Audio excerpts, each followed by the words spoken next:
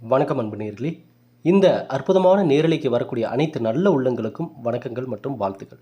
நல்லதை தேடுபவர்களுக்கு நல்லதே வந்து சேரும் அப்படின்றது போல, நல்ல எதிர்காலத்திற்காக போராடி கொண்டிருக்கும் உங்களுக்கு தான் நம்ம பதிவுகள் தொடர்ந்து கண்கள் படும். நீங்கள் அதை பார்ப்பீங்க, கேட்பீங்க. அந்த வார்த்தைகள், நான் சொல்லக்கூடிய அந்த ஒவ்வொரு வார்த்தைகளும் உங்கள் ஆழ் மனதில் பதிந்து ஒரு நல்ல பவர்ஃபுல்லான ஒரு வைப்ரேஷனை உருவாக்கும். அந்த வைப்ரேஷன் விரைவில் நல்லதை ஈர்த்து கொண்டு வந்து உங்கள் வாழ்க்கையில் கொடுக்குன்றத நம்பி இந்த பதிவை நான் உங்களுக்கு கொடுக்குறேன். தனுசு ராசிக்காரர்களுக்கான அற்புதமான பதிவு. 30 நாட்களில் ஏற்படக்கூடிய மாற்றம் என்னங்க? ஆவணி மாதம், சரி, ஒவ்வொரு மாதமும் தனுசு ராசிக்கு அப்படி இப்படி ஆஹா ஓஹோ எல்லாம் சொல்கிறாங்க. ஆனால் நடந்தபாடு இல்லையே அப்படின்ற எண்ணங்கள் சில பேருக்கு இருக்கத்தான் செய்யும். கமெண்ட் செக்ஷனில் பார்த்தீங்கன்னாவே அதில் வந்து நிறைய பேர் வந்து இதை சொல்லியிருப்பாங்க. என்னங்க எல்லாரும் சொல்கிறாங்க, ஆனால் சொன்ன பலன்களே எங்கேயுமே வாழ்க்கையில் நடந்த மாதிரியே தெரியலைங்களேங்க அப்படின்ட்டு. ஐயா, இந்த பதிவை நீங்கள் முழுமையாக பாருங்கள், அதற்கான சில ரிசல்ட் உங்களுக்கு கிடைக்கும்.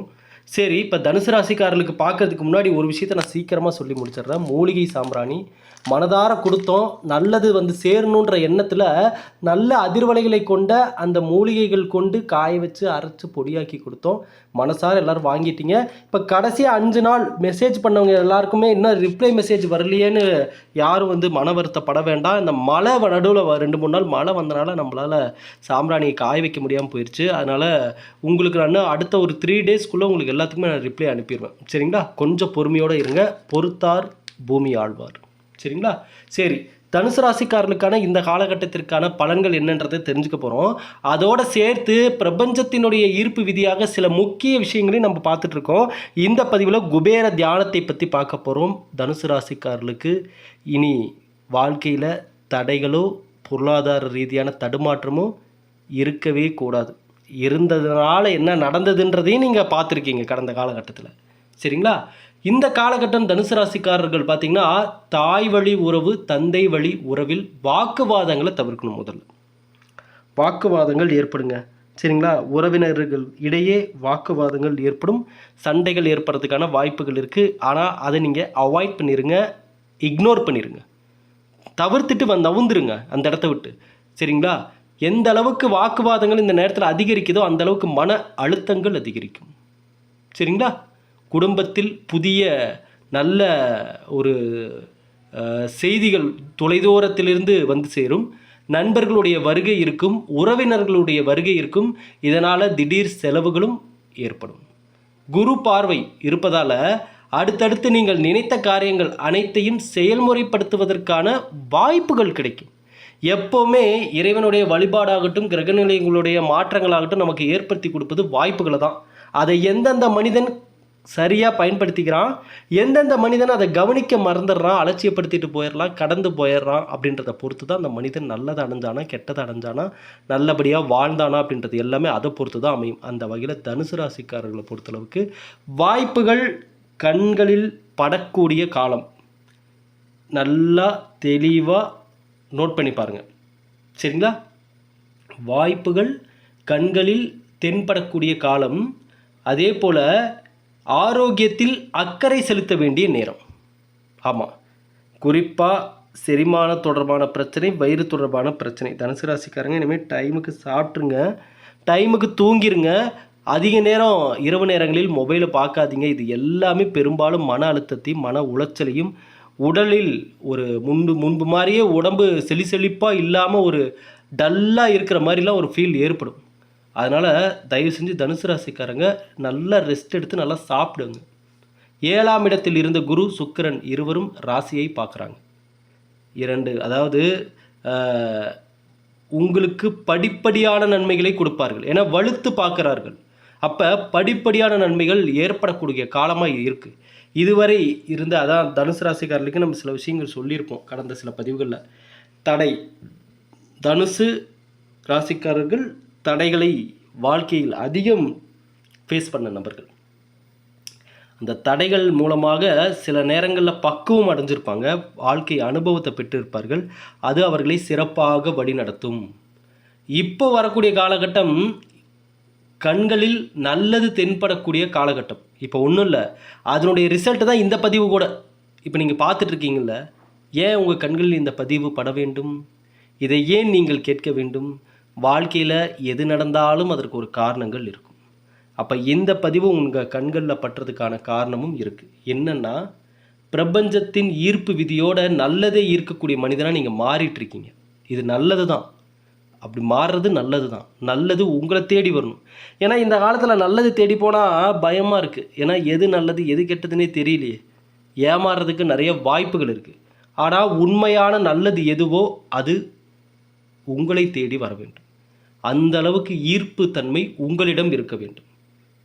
பாக்கியாதிபதியான சூரிய பகவான் 8இல் மறைந்திருந்த நிலை, செவ்வாய் 10ஆம் இடத்தில் இருக்கார். சரிங்களா? இதன் மூலமாக தந்தை உடல்நிலையில் கவனம் தேவை. அது மட்டும் இல்லாமல் ஆலய திருப்பணிகள், சரிங்களா, திருப்பணி தொடர்பான விஷயங்கள், கோவில் திருப்பணி தொடர்பான விஷயங்கள் இவை எல்லாத்தையும் செய்யக்கூடிய பாக்கியம் கிடைக்கும் இந்த நேரத்தில். அதே போல் சுற்றுலா செல்வதற்கான, சில கோவில்களுக்கு செல்வதற்கான வாய்ப்புகள் கிடைக்கும். நல்லபடியாக போயிட்டு வாங்க. சரிங்களா?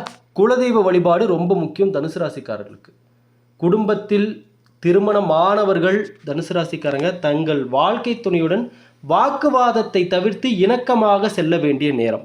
வாக்குவாதத்தை கொண்டு வந்தீங்க அப்படின்னா இந்த நேரத்தில் நிறைய பிரச்சனைகளையும் சண்டைகளையும் கொண்டு வந்து விடுறதுக்கான சில நபர்கள் வருவாங்க.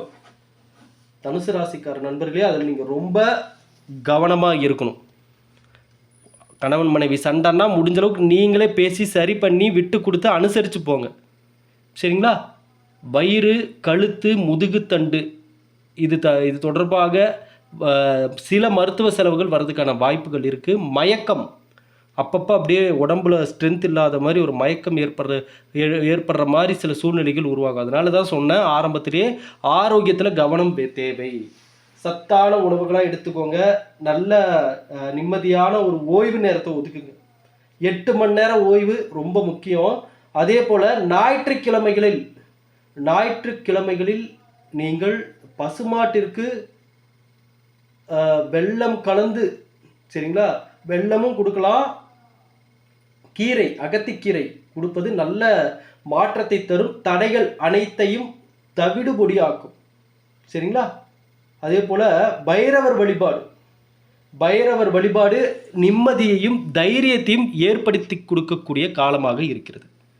தனுசு ராசிக்கார நண்பர்களே, நீங்கள் உங்கள் லைஃப்பில் எப்படியாவது போராடி நான் முன்னேறிடுவோம்ப்பா, நான் நல்ல இடத்துக்கு வந்துடுவோம்பான்ற நம்பிக்கையில் வாழ்ந்துட்டு இருக்கிற நபர் தான் நீங்கள். கரெக்டு தானே?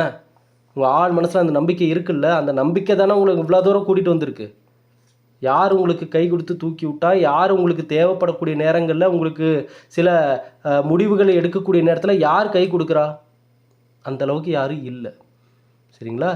உங்களுடைய சிந்தனை, நீங்கள் எடுக்கக்கூடிய முடிவு, நீங்கள் யோசித்த ஒவ்வொரு விஷயமும் தான் இன்றைக்கி உங்களுக்கு வாழ்க்கையாக அமைஞ்சிருக்கு. அதில் சிலர் நல்லதையும் பார்த்துட்ருப்பீங்க, சில பேர் கஷ்டத்தையும் பார்த்துட்ருப்பீங்க. ஆகவே ஒரு காலத்தில் நாம் எடுத்த முடிவுகள், நாம் செய்த செயல்கள், நாம் பேசிய பேச்சுக்களினுடைய விளைவுகள் தான் நம்முடைய எதிர்காலம். அதனால தான் நம்ம பதிவுகள் பார்க்குறவங்கள்ட்ட நம்ம தெளிவாக சொல்கிறோம், ஐயா இன்றைக்கி நீங்கள் என்ன பண்ணுறீங்களோ, இன்றைக்கி நீங்கள் எதை யோசிக்கிறீங்களோ, எதை நீங்கள் நடைமுறைப்படுத்தணும்னு நினைக்கிறீங்களோ அதையெல்லாம் தான் நாளைக்கு நீங்கள் அனுபவிக்க போகிறீங்க. அதையெல்லாம் தான் உங்கள் ஃபேமிலி, உங்கள் சந்ததி எல்லாம் ஃபேஸ் பண்ண போகிறாங்க. அதனால தான் சொல்கிறேன், இந்த காலத்தில் விதைக்கக்கூடிய விதைகளை நல்ல விதைகளாக விதையுங்கள். எதிர்காலத்தில் அது நல்லா வளரும் பொழுது உங்களுடைய சந்ததியினர், குழந்தைகள், குழந்தை குட்டிகள் அனைவரும் நலமோடு வாழ்வார்கள். நீங்கள் எங்கேயும் எதையும் நெகட்டிவாக கேட்டுக்கிட்டு நெகட்டிவாக யோசிச்சுட்டு நீங்களா ப்ராப்ளத்தை உங்கள் பக்கம் அந்த பிரபஞ்சத்தின் ஈர்ப்பு விதியால் ஈர்த்து விடாதீர்கள். நல்லதை ஈர்ப்பதற்காக மட்டும் பிரபஞ்சத்தோடு கனெக்ட் ஆகுங்க. சரிங்களா? இப்போ இந்த குபேர தியானத்தை பற்றி பார்ப்போம். இப்போ கிரகநிலை மாற்றங்கள் இந்த பலன்களை கொடுத்தாலும் விதியை மதியால் வெல்லக்கூடிய மனிதனாக சில நேரங்களில் நம்ம முயற்சிகள் செய்யக்கூடிய காலமாக தான் இருக்குது. நம் வாழ்க்கையில் நாம் நினைப்பது எல்லாமே நிறைவேறுவது இல்லை. சில ஆசைகள் நிறைவேறும், பல ஆசைகள் நிறைவேறாமலே போயிடும். நாம் நினைப்பதை நிறைவேற்றிக் கொள்ள ஒரு ஒரு மேஜிக் ஸ்டிக்கு அது மாதிரி நம்ம கையில் இருந்தால் எப்படி இருக்கும்? இப்போ இது வந்து ஒரு மேஜிக் ஸ்டிக்குன்னு வச்சுக்கோங்க.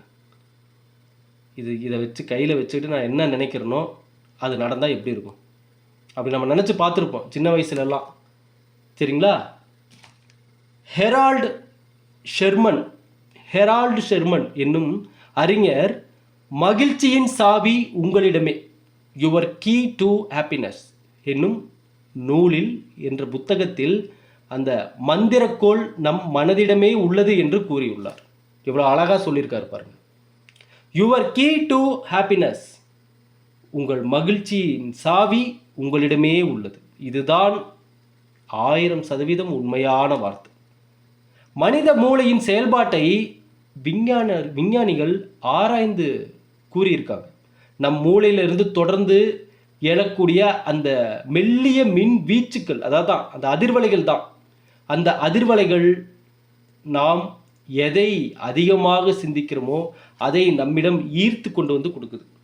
இதில் நாம் சிந்திக்கக்கூடிய அந்த மனநிலைன்னு எடுத்துக்கிட்டிங்கன்னா 4 மனநிலைகள் இருக்குங்க. பீட்டா நிலை, ஆல்ஃபா நிலை, தீட்டா நிலை, டெல்டா நிலை.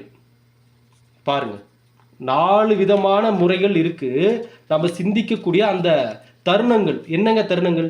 நீங்க விழித்திருக்கும் நிலை தான் பீட்டா நிலை, சரிங்களா? அப்போ பார்த்தீங்கன்னா மூளை வந்து இப்போ நீங்கள் நல்லா விழித்து கொண்டு இருக்கிறீர்கள், அது பீட்டா நிலை. தூக்கத்திற்கும் விழிப்பிற்கும் இடையே உள்ள நிலை தான் ஆல்ஃபா நிலை. நம்ம ஆழ்ந்த தூக்கத்தில் இருப்போம் பார்த்தீங்களா, அதுதான் தீட்டா நிலை, சரிங்களா? நாம் நினைப்பதை நிறைவேற்றும் அந்த மந்திரக்குள் ஆல்ஃபா நிலை, சரிங்களா? அப்போ ஆல்ஃபா நிலையில் நமது வலது பக்க மூளை செயல்பட ஆரம்பித்து நமது முழு ஆற்றலை உணர செய்யுது. நம் ஆழ் மனதுடன் ஒரு தொடர்பை ஏற்படுத்துது. அப்போதுதான் நம் மனம் மிகவும் வலிமையாகவும் உள்ளுணர்வுடனும் ஆக்கப்பூர்வமாகவும் சிந்திக்குது. இந்த நிலையில மனதில் எந்த எண்ணத்தை பதித்தாலும் அது கண்டிப்பாக நிறைவேறுங்க. அப்படி நிறைவேறக்கூடிய அந்த தியானம் குபேர தியானம் ஆல்பா நிலையிலாம். அதாவது இதற்கான உகந்த நேரம் அதிகாலை நேரம். அதுக்கு அடுத்து பார்த்தீங்கன்னா நம்ம உறங்கச் செல்லும் இரவு நேரம். அந்த நேரங்களில் நல்லா பாருங்க, உடலை முழுவதும் தளர்த்தி முழு ஓய்வு கொள்ளுங்கள். மனதை முழுவதும் தளர்த்தி அமைதிப்படுத்துங்கள். மற்றும் மிகவும் உங்களுக்கு பிடித்த இடத்திற்கு மனதால் சென்று வாங்க. உங்கள் மனசில் சென்று வரணும், நேரில் போயிட்டு வர சொல்ல. கண்களை மூடி அமைதியாக உட்காந்து ஒரு நல்ல ஒரு பெருமூச்சு விட்டு நிம்மதியாக ரிலாக்ஸாக உங்களுக்கு பிடித்த இடங்களுக்கு உங்கள் மனம் மூலமாக நீங்கள் செய்ய வேண்டும். உங்கள் மனசு மூலமாக நீங்கள் அங்கே போகணும். மனசில் நினச்ச போகணும், அந்த இடத்துக்கு போன மாதிரி. இதை ஸ்டெப் பை ஸ்டெப்பாக பண்ணி பாருங்கள், எப்படி மாற்றம் தெரியுதுன்னு நீங்களே சொல்லுங்கள் கமெண்ட் செக்ஷனில். மனதில் நினைக்கிறீங்க, முதல்ல ரிலாக்ஸ் பண்ணிக்கிறீங்க, அடுத்து உங்களுக்கு பிடிச்ச இடத்துல மனசுக்குள்ளேயே நினைக்கிறீங்க அந்த இடத்துக்கு போன மாதிரி, சரிங்களா? பிறகு மனதில் உங்கள் கனவுகள் லட்சியங்கள் உண்மையாக அனுபவிக்கணும். உங்கள் கனவுகள் ட்ரீம் வச்சுருக்கீங்க பார்த்தீங்களா, உங்கள் லைஃப்கான ட்ரீம், இதை அடையணும் அப்படின்னு, அதை அப்படியே ரியலைஸ் பண்ணணும். நீங்கள் உண்மையிலுமே அதை அடைந்து கொண்டு இருக்கிற மாதிரி. கடைசியாக இவை அனைத்திற்கும் பிரபஞ்சத்திற்கு நன்றி சொல்லணும். நீங்கள் இப்போ உங்கள் லைஃப்பில் கிடைச்ச எல்லா விஷயத்துக்கும் நீங்கள் நன்றியை உரைக்க வேண்டும். நன்றி உரைக்கக்கூடிய எந்த மனிதன், உயிருள்ள பொருளாகட்டும், உயிருள்ள மனிதனாகட்டும், உயிரற்ற பொருட்களாகட்டும், அனைத்திற்கும் நன்றியை உரைக்கக்கூடிய ஒரு மனிதனாக இருந்தீங்கன்னா, நன்றி சொல்லிகிட்டே வந்தீங்கன்னா ஒவ்வொரு விஷயத்துக்கும், இந்த பிரபஞ்சம் உங்களுக்கு என்ன தேவையோ அது கொடுத்துக்கிட்டே இருக்கும். நல்லா புரிஞ்சுக்கோங்க. இந்த பேனா நான் யூஸ் பண்ணுறேன்னா, இந்த லைவை நான் பேசி முடிச்சுட்டு இந்த பேனாக்கு ஒரு நன்றியை சொல்லி தான் நான் வைக்கணும். அப்போ இந்த பேனாக்கான மரியாதையை நான் தரேன், இந்த பேனாக்கான ஒரு அதிர்வலையை நான் உருவாக்குறேன்.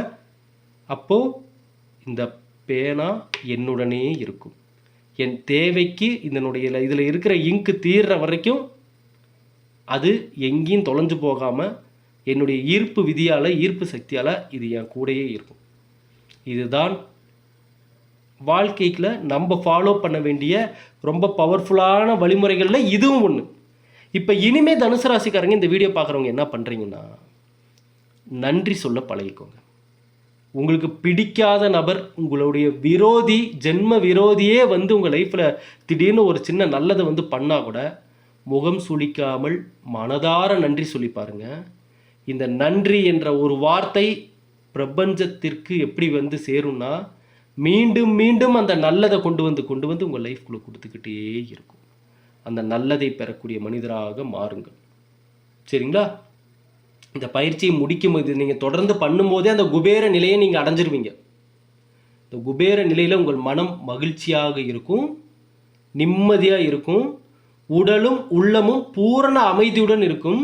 இந்த நிலையில் இயங்கும் போது உங்கள் சிந்தனை மிகுந்த உள்ளுணர்வுடன், மிகுந்த சக்தியுடன், தன்னம்பிக்கையுடன், ஆக்கப்பூர்வமாக இருக்கும்.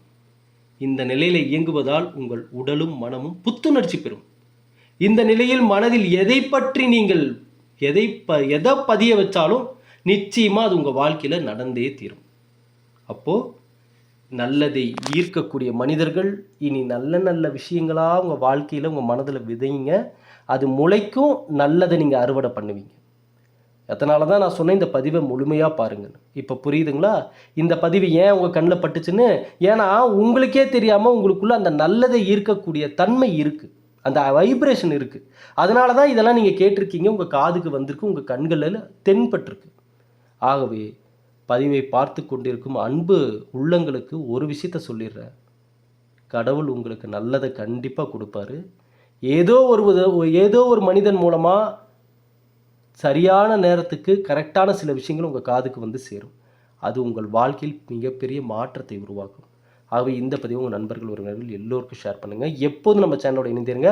வீடியோ பார்க்கக்கூடிய நபர்கள் எந்த மனநிலையில் நீங்கள் பதிவுக்குள்ளே வந்தாலும் சரி, பதிவு முடிச்சுட்டு நீங்கள் போகிறப்ப இந்த அடுத்த ஒவ்வொரு நொடியும் உங்கள் வாழ்க்கைக்கான நொடிதான்றதை உணர்வீங்க. இனி நல்லது உங்களை தேடி வரும். நன்றி, வணக்கம்.